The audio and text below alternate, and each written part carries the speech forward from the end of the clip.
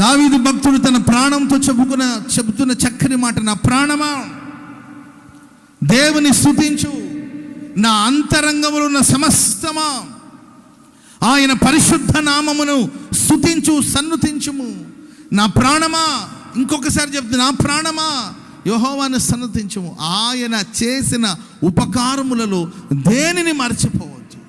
మనం జనరల్గా కుటుంబ ప్రార్థనలు కానీ లేకపోతే ఏదైనా ప్రేయర్ మీటింగ్ అయిన తర్వాత లాస్ట్కి మనం పలికే మాట ఏంటంటే ఇది, నా ప్రాణమా యెహోవాను సన్నుతించుము, నా అంతరంగంలో సమస్తమా ఆయన పరిశుద్ధ నామాన్ని సన్నుతించు. నా ప్రాణమా యెహోవాను సన్నుతించు, ఆయన చేసిన ఉపకారములో దేన్ని మర్చిపోవద్దని ఈ మాట గుర్తుపెట్టుకున్నాం. కానీ ఈ మాట ఆయన చేసిన మేలు లేదు మర్చిపోవద్దు, ఆయన చేసిన ఉపకారాలు మర్చిపోవద్దని ఈ మాట గుర్తుపెట్టుకున్నాం. కానీ దేవుడు చేసిన మాటలు మనం గుర్తుపెట్టుకున్నామా?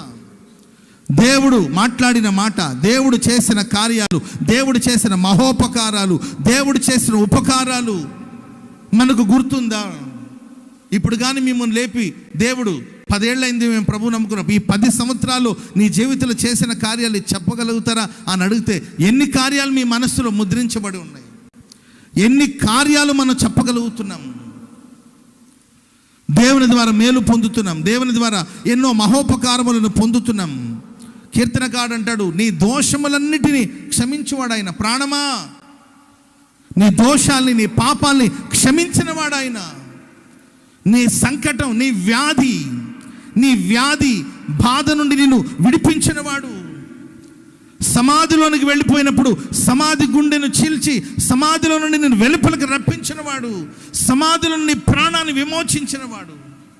ప్రాణమా నీవు ఆయన సన్నుతించు, ఆయన చేసిన ఉపకారాలు దేన్ని మర్చిపోవద్దు. స్తోత్రం చెప్పండి అందరు గట్టిగా, చెప్పండి గట్టిగా హల్లెలూయా. ఎన్నెన్నో ప్రమాదాలు, ఎన్నెన్నో అపాయాలు నేనైతే నిత్యము జ్ఞాపకం చేసుకుంటూ ఉంటానండి. గర్భములో పిండమై ఉండేటప్పుడు, ఆ గర్భంలో పిండమై ఉన్నప్పుడు ఆ పిండమే మృతి పొందిందండి.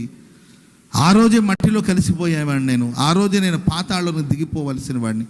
కానీ ప్రేమగల దేవుడు తల్లి గర్భంలో ఉండి, తల్లి గర్భంలో ఒక శవంలాగా బయటికి రావాల్సిన నన్ను నా దేవుడు బ్రతికించి బాగు చేసే రోజు మీ మధ్యలో సాక్షిగా ప్రభు నిలబెట్టాడు. స్తోత్రం చెప్పండి గట్టిగా హల్లెలూయా. సమాధిలో నుండి నా ప్రాణాన్ని విమోచించాడు. ఎన్నెన్నో పోరాటాలు, ఎన్నెన్నో ఆపదలు, ఎన్నెన్నో అపాయాల మధ్యలో నేను ప్రయాణం చేస్తున్నప్పటికీ, గాఢాంధకారపు లోయలు, మరణాంధకారపు లోయలు సంచరిస్తున్నప్పటికీ, ఏ బాధ నన్ను సమీపించకుండా, ఏ వేదన నన్ను సమీపించకుండా నిత్యము ప్రభు నన్ను కాపాడుతున్న వాటన్నిటిని నేను తలంచి దేవునికి కృతజ్ఞతాస్తుతులు చెల్లిస్తున్నాను. 3 పూట్ల శుభ్రంగా భోంచేస్తున్నానంటే అందుని బట్టి నేను దేవుని స్తుతిస్తాను. రాత్రి పడుకొని నిద్ర లేచానంటూ దేవునికి కృతజ్ఞతాస్తుతులు చెల్లిస్తాను. నా ప్రయాణాన్ని మొదలెట్టేటప్పుడు స్తుతిస్తాను, ప్రయాణాన్ని ముగించిన తర్వాత దేవుని స్తుతిస్తాను. నా పాపాలని, నా దోషాలన్నింటినీ ఆయన పరిహరించినవాడు, నా వ్యాధుల బలాన్నంతటిని నిర్మూలపరిచినవాడు, నాకు ఆరోగ్యాన్ని ప్రసాదించినవాడు, సమాధి నుండి నన్ను విడిపించినవాడు. ఆయనకి నేను కృతజ్ఞతాస్తుతులు చెల్లిస్తాను. మరి ఈ రాత్రి ఎవరో మనల్ని విమర్శించడం కాదు, కానీ మనల్ని మనమే విమర్శించుకుందామా? మనల్ని మనమే ఒకసారి విమర్శించుకుందామా? దేవుడు చేసిన మేళ్ళు మనకు గుర్తుందా? మనం వాటిని బట్టి దేవుని స్తుతిస్తున్నామా? ఇంకొకటి కూడా చెప్తానండి, నాకు ఎప్పుడైనా చాలా కష్టాలు, చాలా వేదన, చాలా బాధ కలిగినప్పుడు, మనుషులం కదండి, మనుషులన్న తర్వాత ఎన్నో వేదనలు, బాధలు, కష్టాలు, మిస్అండర్స్టాండింగ్స్, అవమానాలు, నిందలు, ఇలా ఎన్నెన్నో ఉంటాయండి. కొన్ని మనం భరించగలుగుతాం, కొన్ని భరించలేనంత బాధ వస్తుంది. ప్రైజ్ ది లార్డ్, హల్లెలూయా. మనుషులు గొప్పవాళ్ళైనా మన గుండె చిన్నదే కదండి, చిట్టి గుండెనే కదా మంది. చూసేదానికి మనం గొప్పగా కనిపించినా అందరూ ఎవరికైనా వస్తుంది ఆ బాధ. నాకు బాధ వచ్చినప్పుడు వెంటనే నేను ఏం చేస్తాను, ఒక పేపర్ తీసుకొని, వాస్తవం చెప్తున్నాడు, ఒక పేపర్ తీసుకుంటూ, ఒక బుక్ తీసుకుంటాను, పెన్ తీసుకుంటాను, ఒక మూల మీద కూర్చుంటాను, వెంటనే రాయడం మొదలెడతాను. ఏమి రాస్తాను తెలుసండి? నన్ను ఎవడెవడు బాధించాడు, నన్ను ఎవడెవడు కష్టపెట్టాడు, నన్ను అన్నవాడు నోరు పడిపోవాలి, నన్ను అన్నవాడు చేతులు కాళ్ళు పడిపోవాలి, నన్ను ఎవరైతే అన్నారో వాళ్ళు కళ్ళు పోవాలి, వాళ్ళ కళ్ళద్దాలు రావాలి. ఇది కాదు. నిజమే అనుకున్నారేమో మీరు, అమ్మో ఇంత కుట్రుందా ఇలా అని అనుకుంటున్నారేమో కొంతమంది విచిత్రంగా చూస్తుంటే. ఇవన్నీ రాయనండి. నాకు తెలివి వచ్చిన తర్వాత, చిన్నప్పుడు నేను పుట్టినప్పుడు ఎలా ఉన్నానో నాకు తెలియదు, నాకు కొంచెం తెలివి వచ్చిన తర్వాత, నేను ప్రభులోకి వచ్చిన తర్వాత, ప్రభు నా జీవితంలో చేసిన కార్యాలన్నిటి కూడా గుర్తు తెచ్చుకొని ఆ మేలులు రాస్తూ ఉంటానండి. దాని ప్రక్కన దేవానికి కృతజ్ఞతాస్తుతులను రాస్తూ ఉంటాను. హల్లెలూయా. వాస్తవం చెప్తున్నానండి, అవన్నీ రాస్తూ వస్తూ ఉంటానా, అది రాసి నాకు ఓపిక ఉన్నంత వరకు రాస్తూ ఉంటాను. రాస్తూ ఉండగానే ప్రస్తుతం నాకు ఏదో ఒక ప్రాబ్లం ఉంటుంది అంటాను కదా, ఏదో సమస్య, ఆ సమస్య ఎట్టుపోయిందో తెలియదండి. కృతజ్ఞతాస్తుతులు చెల్లిస్తుండగా సమస్యలన్నీ తొలగిపోతాయి. చెప్పండి కూడా అందరూ గట్టిగా హల్లెలూయా చెప్పండి, గట్టిగా హల్లెలూయా. దావీదు భక్తుడు తన ప్రాణంతో అంటాడు, తనతో తను మాట్లాడుకుంటున్నాడు. అద్దం ముందు నిలబడి మాట్లాడండి, తప్పేం లేదు. అద్దం ముందు నిలబడి అందంగా ఉన్నానని అడగొద్దు.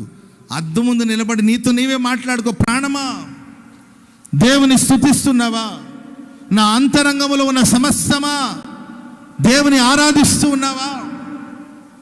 ఆయన చేసిన ఉపకారాలు, లైఫ్లో ఏదైనా మర్చిపో, కానీ ఆయన చేసిన ఉపకారాలు, ఆయన చేసిన సహాయము, ఆయన చేసిన మేలులు మరచిపోవద్దు అని దావీదు భక్తుడు తనతో తాను చెప్పుకున్నాడు. దేవుని బిడ్డలారా, దావీదు హృదయం చాలా కృతజ్ఞత కలిగిన హృదయం. ఏ స్థితుల నుండి దావీదును దేవుడు పిలిచాడో దాన్ని దావీదు ఎన్నటికీ మరచిపోలేదండి.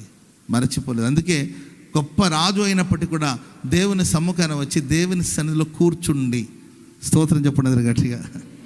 హల్లెలూయా. ఆయన పాదాల దగ్గర కూర్చునే టైం చాలామందికి లేదు. బ్రదర్ ఒక చిన్న ప్రార్థన చేస్తాను రండి అంటే, నాకు అర్జెంట్ పని ఉంది బ్రదర్, ఏమనుకోవద్దు, నా పేరు కూడా కలిపి ప్రార్థన చేయండి, నేను కొంచెం అర్జెంటుగా వెళ్ళాలని చెప్పి వెళ్ళిపోతుంటారు. మేము వాళ్ళ ఇంటికి వెళ్ళాము, అనుకోకుండా వాళ్ళ ఇంటికి వెళ్ళాము. ఆయన ఏదో బిజీగా ఉన్నాడు. బ్రదర్ ఒక 2 minutes ప్రార్థన చేస్తాం బ్రదర్, ఒక 2 minutes ప్రార్థనలో ఏకీభవించి వెళ్ళొచ్చు. ఆయన బిలివరే, ఆయన దుర్మార్గుడేం కాదు, దుష్టుడేం కాదు, భక్తిహీనుడేం కాదు. సారీ పాస్టర్ గారండి, కొంచెం అర్జెంట్ పని ఉంది, మీరు ప్రార్థన చేసేసి వెళ్ళేటప్పుడు అమ్మాయి పాస్టర్ గారికి కాఫీ ఏమైనా పెట్టివు స్ట్రాంగ్గా. అయ్యా, ఈ మాటలు కబర్ చెప్పే టైం ఉంది, ఈ లోపల ఒక చిన్న ప్రార్థన చేసేయచ్చు. అర్జెంట్ పని ఉందండి, కొంచెం పెద్ద బిజినెస్, చాలా పెద్ద బిజినెస్, దాని గురించి మాట్లాడాలి పాస్టర్ గారండి, నన్ను కూడా ప్రార్థనలో మీరు జ్ఞాపకం చేసుకోండి అంటే 2 నిమిషాలైనా నా ప్రార్థన ఏమి గంటలుగా ప్రేమగల తండ్రి ఇదిగో అదిగో అని అన్నీ ఉండదు. ఇదిగో అదిగో అవన్నీ కట్ చేసేసి షార్ట్ ప్రేయర్ ఒకటి చేస్తాను, ప్రేయర్లో ఏకీభవించి వెళ్ళండి, ఎటు నేను వచ్చాను కదంటే, లేదండి పాస్టర్ గారు మీరు చేయండి. అమ్మాయి పాస్టర్ గారికి చందాలు కూడా ఇచ్చేసే, పాస్టర్ గారికి అవసరమైతే పాస్టర్ గారు ఉంటారా, మీరు ఉంటే భోంచేసి వెళ్ళండి, అమ్మాయి వెళ్ళి చికెన్ తీసుకొచ్చి పాస్టర్ గారు కొన్ని, ఇవన్నీ చెప్తున్నాడు. మరలా మంచోడే కాకపోతే మనకు చికెన్ వండి పెట్టి మనం ఎందుకు చెప్తారు చెప్పండి? అంతే కదండి. మనకు చిక్కుడుకాయ కూర పెట్టి ఆయన చికెన్ తిన్నాడంటే చెడ్డవాడు. Praise Lord. మంచోడే పాపం. ఒక 2 minutes ఉండండి బ్రదర్ ప్రేయర్లో అని చెప్తే ఆయన లేదు బ్రదర్ నాకు ఖాళీ లేదని వెళ్ళాడండి. సరే నేను ఆమె కాఫీ పెట్టింది, కాఫీ తాగి ప్రార్థన చేద్దామనే లోపల ఫోన్ కాల్ రానే వచ్చిందండి. అయ్యగారు పోతూ అక్కడ ఏదో ప్రమాదం జరిగింది, పెద్ద హాస్పిటల్లో పెట్టారు అని చెప్పి కబర్ రానే వచ్చింది. ఈమె కంగారు పడుతుంటే, ఎందుకు కంగారులేమ్మా వెళదాం రండి. నేను కంగారు పడలే, నాకు తెలుసు, నాకు కంగారు లేదు తెలుసు. తర్వాత వెళ్తే పాపం మనం వెళ్ళేసరికి అక్కడ ఏంటంటే ఐసీయూలో పెట్టారు, మొత్తం మీద కట్లు కట్టారు. కాళ్ళు ఆడుందో, తలకాయ ఆడుందో, చేతులు ఆడుందో తెలియదండి. అరికాలు మొదలు నడునెత్తి వరకు అంటారు కదండి, అట్లా మొత్తం పుత్తూరు కట్లా కట్టేశారు. అర్థమైందండి? కట్టి కాళ్ళు పైకి ఎత్తి కట్టారు. మేము వెళ్ళేసరికి బ్రదర్ ఏంటి బ్రదర్ అంటే, ప్రైజ్ లాడన్నా, ఏంటి బ్రదర్ కండిషన్ అంటే 6 నెలలు మంచం దిగకూడదంట. 2 నిమిషాలు కూడా నీకు టైం లేదు కదా, 6 నెలలు మంచం దిగకూడదంట. దేవునికే స్తోత్రం అన్నా నేను. మంచివాళ్ళే మీరు చెడ్డవాళ్ళని అన్నట్ల దేవునికి కృతజ్ఞతాస్తుతులు చెల్లిస్తున్నారా? దేవుడు చేసిన మేళ్ళని తలంచి ఆయన స్తుతిస్తున్నారా? దావీదు భక్తుడు దేవుని సన్నిధిలో వచ్చి కూర్చున్నాడు. ఓ దేశాన్ని పరిపాలిస్తున్న రాజు అండి, చుట్టూ బోళ్ళంతమంది శత్రువులు ఉంటారు, ఎప్పుడు ఎక్కడి నుండి ఏ కుట్ర చేస్తారో తెలీదు. దేశాన్ని సరిగా పాలించాలి. మేలు చేసినా నచ్చదు జనాలకి, ఏంటండి ఇచ్చినా నచ్చదు, ఇవ్వకపోయినా నచ్చదు జనాలకి. ఇచ్చారనుకోండి, డబ్బులంతా ఎందుకు ఇట్లా కాజేస్తున్నాడు, ఎవరు డబ్బు అనుకుంటారు, ప్రభుత్వం డబ్బు ఇట్ట పేదవాళ్ళ నోట్లు పోయకపోతే ఏవైతే అనేవాళ్ళు ఉంటారు. కొంతమంది పేదవాళ్ళు అందరికీ వచ్చేస్తే మా సొమ్ము కదా అని ఏడ్చేవాళ్ళు కొంతమంది. ఇవ్వలేదనుకో ఏం ప్రభుత్వం అని ప్రభుత్వాన్ని తిట్టేవాళ్ళు ఉంటారు. ఈనాడు కాదు ఆనాడు ఏనాడైనా ఉంటుంది ఈ పరిస్థితి. దేశ వెలుపట పోరాటాలు, దేశ లోపల పోరాటాలు, తన ఇంట్లో పోరాటాలు, ఎన్నో పోరాటాల మధ్యలో కూడా దావీదు వెళ్ళి దేవుని సన్నిధిలో కూర్చుండి ఇలా ప్రార్థన చేశాడు, ఇంతగా నన్ను హెచ్చించుటకు నేను ఎంతటి వాడను, నా ఇల్లు ఏ పాటిది ప్రభువా, ఇంతగా నన్ను ప్రేమించడానికి నాలో ఏముంది, ఏ మంచి చూసి నన్ను ప్రేమించావు, ఇంతగా మేలు చేయడానికి నేను ఎవరిని ప్రభువా, నేను వీరుణ్ణి, శూరుణ్ణి, పరాక్రమశాలినా, ఎవరు నేను, ఎందుకు ప్రభువా నన్ను ఇంత హెచ్చిస్తున్నావని దీన మనసుతో ప్రార్థన చేస్తారండి. అది కృతజ్ఞత హృదయం అంటే.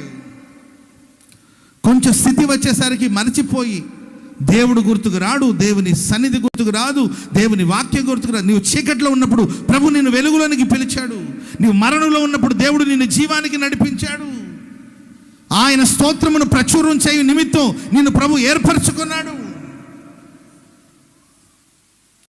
Praise the Lord. ఓల్డ్ టెస్టిమెంట్లో 6 రోజులు పని చేసుకొని 7వ రోజు దేవునికి కేటాయించాలి, అంతేనా? పాత నిబంధనలు 6 రోజులు పని చేసుకొని 7వ రోజు విశ్రాంతి దినం, ఆ రోజు ఏ పని చేయకూడదు, దేవుని సన్నిధిలో ఉండాలి. ఇది పాత నిబంధన. క్రొత్త నిబంధన భక్తులు ప్రతిదినము దేవాలయములో చేరి దేవుని స్తుతిస్తుండేవాళ్ళు. చెప్పలు కూడా అందరు గట్టిగా. ప్రతిరోజు ఆయన స్తోత్రమును ప్రచురం చేయు నిమిత్తం, ఆయన నామాన్ని ఘనపరచినట్లు ఆయన చేసిన మేళ్ళను తలంచాలి. దావీదు దేవుని సన్నిధిలో కూర్చుండి ఇలా ప్రార్థన చేశాడు. రెండవదిగా దావీదు మందసాన్ని తీసుకురావాలి. దేవుని కార్యాల గురించి ఎంత ఆసక్తి చూడండి. Praise the Lord. దేవుని మందసం ఎక్కడో ఉంది, నేను దేవుని మందసాన్ని నగరంలోకి తీసుకురావాలి. అంతకుముందు ఒక రాజు ఉన్నాడు కదా, సౌలు రాజు, ఆయనకి రాలేదు ఆలోచన. అంతకుముందు ఒక రాజు ఉన్నాడు, ఆయనకి రాలేదు ఆలోచన. ఎంతసేపటికి యుద్ధాలకు వెళ్ళాను, విజయం సాధించాను, వీటి మీదే ఉంది, కానీ తన మనసు మందసం ఇలా శత్రువుల మధ్యలో ఉంది కదా, లేకపోతే మందసం యెరూషలేములో లేదు కదా, దానిలో మందసాన్ని తీసుకురావాలి కదా అనే ఆలోచన అతనికి తట్టలేదండి. తను రాజు అయిన తర్వాత మొట్టమొదటిగా ఆయన చేసిన పని ఏంటంటే మందసాన్ని తీసుకురావాలి. Praise the Lord. తెలిసి కొంత, తెలియక కొంత ఏంటండి, మొత్తం మీద మందసాన్ని తీసుకురావడానికి వెళ్ళాడు. చిన్న ప్రాబ్లం ఏదో వచ్చిందండి, సరే వెంటనే అక్కడ ఒబేదేదోము ఇంట్లో మందసాన్ని ఉంచేసి వచ్చాడు. ఆయన మనసు నెమ్మది లేదు, ఎలాగైనా తీసుకురావాలి. మరలా ఆ ప్రాబ్లం సొల్యూషన్ ఏమో కనుక్కున్నాడు. మరలా వెళ్ళి మందసాన్ని మోసుకుంటూ వస్తుంటే ఓ పసి పాపలాగా, ఓ చిన్న పిల్లోడిలాగా దేశాన్ని పరిపాలిస్తున్న రాజు మందసాన్ని మోసుకుంటూ వస్తుంటే ఆయన నాట్యమాడి దేవుని ఆరాధన చేస్తాడు. చప్పట్లు కూడా అందరు గట్టిగా హల్లెలూయా.